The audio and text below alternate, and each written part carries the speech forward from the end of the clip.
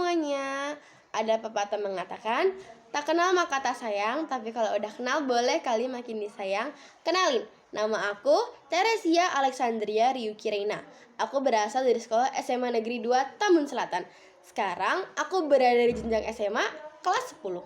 Aku hadir di sini untuk membacakan resensi saduran buku Raffles, naskah kitab hukum, dan rekayasa sosial di Jawa.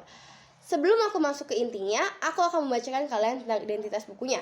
Yang pertama, judul bukunya adalah Raffles, naskah kitab hukum dan rekayasa sosial di Jawa. Yang kedua, penulisnya adalah Hasmirullah. Yang ketiga, penerbitnya adalah Perpusnaspers Jakarta. Yang keempat, tahun terbitnya pada tahun 2022, jumlah halamannya ada 188 halaman, dan buku yang aku baca termasuk ke dalam buku Hukum, Sosial, dan Sejarah. Buku yang saya baca termasuk ke dalam buku Naskah Nusantara. Naskah Nusantara merupakan teks kuno yang menjadi bagian dari warisan internal bangsa. Naskah Nusantara memiliki peran yang sangat penting, yaitu sebagai berikut. Yang pertama, sebagai ekspresi dari budaya. Yang kedua, sebagai dokumentasi dari sejarah. Yang ketiga, sebagai manifestasi pemikiran. Dan yang terakhir adalah kebiasaan masyarakat terdahulu. Dengan kita membaca Naskah Nusantara, kita menjadi tahu bagaimana kehidupan masyarakat terdahulu sebelum Indonesia lahir. Ketika kita sedang mendengar nama Thomas Stamford Raffles, kebanyakan orang langsung berpikir kepada satu karya monumentalnya yang berjudul The History of Java.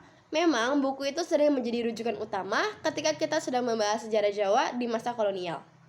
Sebagai Letnan Gubernur Inggris yang memiliki masa pemerintahan singkat pada tahun 1811 sampai 1816, Raffles mengupayakan banyak cara untuk melakukan perubahan pada masyarakat Jawa. Ia dikenal sebagai orang yang membawa semangat modernisasi bergayakan ala Eropa dan juga dengan sistem hukumnya. Buku karya Hasmirullah ini hadir untuk membongkar sisi lain dari sosok Raffles tersebut. Tidak hanya mengupas kiprahnya sebagai seorang penulis sejarah, tetapi ia juga menyoroti bagaimana Raffles menggunakan hukum sebagai rekayasa sosial. Isi buku ini banyak membahas bagaimana Raffles menyusun hukum yang memadukan ala Eropa dengan hukum adat Jawa. Tujuannya adalah untuk menciptakan sistem hukum yang dianggapnya lebih teratur. Namun, keberagaman adat di Jawa membuat penyeragaman hukum menjadi sangat rumit. Akhirnya, kebanyakan ide-ide Raffles tidak berhasil ditetapkan atau diterapkan di kehidupan sosial di masyarakat Jawa terdahulu.